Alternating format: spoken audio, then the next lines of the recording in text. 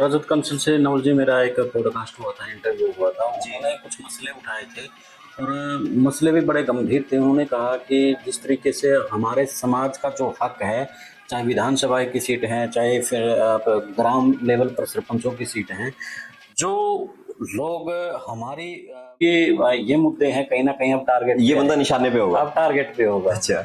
और उसने ये भी बताया था कि जो बड़ी सोचने वाली बात है कि जो वो लोग हैं जो एक हैं, जब कोई बात होती है एक होते हैं, लेकिन जो हमारी कम्युनिटी के लोग हैं, ये रजत कंसल कह रहा है, मैं नहीं कह रहा, तो हमारी कम्युनिटी के चाहे आईपीएस हों, वो दबे रहेंगे, वो समाज के हक की बात नहीं करेंगे। वो ये कहेंगे कि हमारे लिए कानून सिर माथे है, लेकिन उन लोगों के लिए कानून सिर माथे पे नहीं होता, उनके लिए अपना समाज सिर माथे होता है। आप जाकर के द इनसाइडर मीडिया पर इंटरव्यू है जो मेरे अब आप जिक्र करें शहीद भगत सिंह का भी। शहीद भगत सिंह भी जाति के ऊपर आर्टिकल लिखते हैं कि हमारे देश के अंदर किसी व्यक्ति को तो तकलीफ नहीं होती जब इंसान मर जाए, तकलीफ उस चीज पे हो जाती है अगर किसी पेड़ का पत्ता टूट जाए तो। ये भगत सिंह ने बहुत पहले बात कह दी 23 साल की उम्र से, जब वो फांसी पे चढ़ रहे थे। आज मेरे को दुख होता है कि भगत सिंह को भी कास्ट में कहीं ना कहीं उलझा दिया जाता है। भगत सिंह को खत्म कर रहे हैं ये लोग।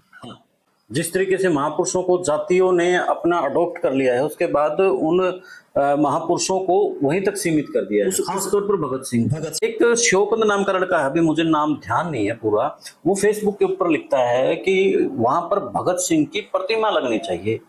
जाति सूचक शब्द लेकर के बाबा साहब अम्बेडकर को कहता है कि उसकी तो लगनी नहीं चाहिए। अब ये देखिए कितनी गलत बात है, जबकि भगत सिंह ने कभी जाति का समर्थन नहीं किया, वो जाति का घोर विरोधी था।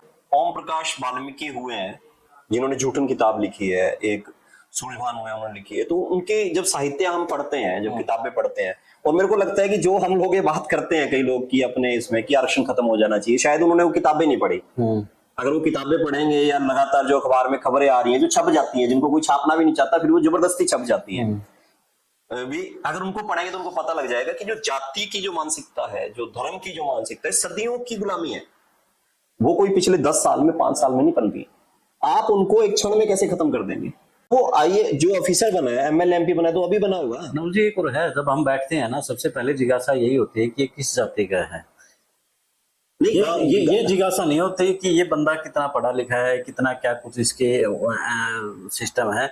सिर्फ ये होती है जिज्ञासा कि ये कौन सी जाति का हो सकता है। अच्छा, एक चीज और, ये चीजें नवल जी, मैं बीच में बात नहीं काट रहा आपकी, ये चीजें मैंने चंडीगढ़ और पंचकुला में भी देखी है। बस आपने मेरा जवाब दे दिया, मैं ये पूछने वाला था, आपने जवाब दे दिया, मैं ये पूछने वाला था कि आप बाहर घूमते वहां भी ऐसा है क्या? ऐसा ही होता है। पहले जब बैठते हैं तो यही चर्चा होती है गोल मोड़ तरीके से कि आप क्या है, हाँ भाई मैं तो ओबीसी हूँ, फिर खुल के बात करते हैं। यानी कि तब तक बात ही नहीं होती जब तक उसको जाति ना पता लगे।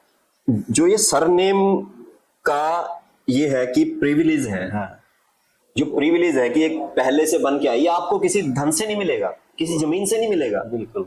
जब आप अपने नाम के पीछे कोई लगाता है कि मैं तो ये हूं, तभी तो कंफ्यूज होते हैं कि वो कंडेल वाले बड़ी होते हैं।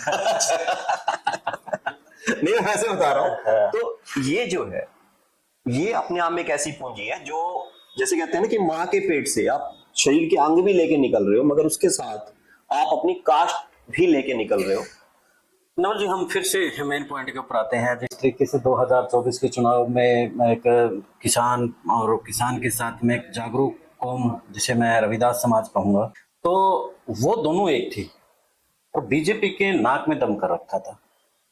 मैं एक राजनीतिक विश्लेषक हूं, इसलिए अनुमान लगा रहा हूं इस बात को लेकर के कि दोनों इतनी मजबूत थी कि बीजेपी को लग रहा था कि हम सत्ता से बाहर हो सकते हैं। इससे पहले जेजेपी ने बाबा साहब भीमराव अंबेडकर का फोटो एक तरफ और दूसरी तरफ ताऊ देवीलाल का लगाया। उसका मतलब सीधा सा यही था कि वो लोग जाट प्लस रविदास समाज को लेना चाहते थे, और जिसे 22% कहा जाता है जाट, और लगभग 12 से ज्यादा ही है, क्योंकि राजकुमार सैनी तो 18% कहता है रविदास समाज को।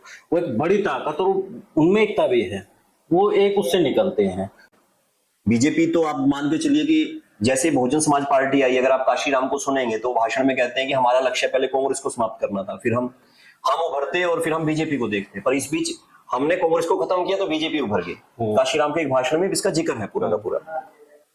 तो जो आपने बात कही है कि ये किसी एक के लिए नहीं है, जब आप इलेक्शन में आप खूब जाते हो, उसकी समीक्षाएं भी करते हो, आपका सबसे पहला जो आर्टिकल छपता है, मैं अक्सर पढ़ता हूँ, सबसे पहले ये रहता है कि अगर कोई विधानसभा है और दूसरे पत्रकार भी जो करते हैं वो सबसे पहले उसके जातीय समीकरण देखते हैं। क्यों देखते हैं?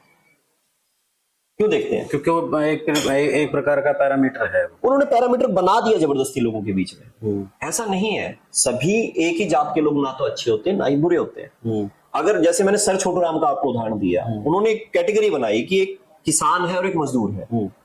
अभी पिछले दिनों जिस किसान आंदोलन का हम जिक्र कर रहे थे, वहां पे जातियों से ज्यादा इस बात का जिक्र था कि किसान और मजदूर को एकता लेके आनी चाहिए। हालांकि इस बीच को लेके खूब डिस्कशन भी हुए कि किसान जब अपने खेत में एक मजदूर काम करने के लिए आता है तो क्या उसको पूरी दिहाड़ी दे रहा है?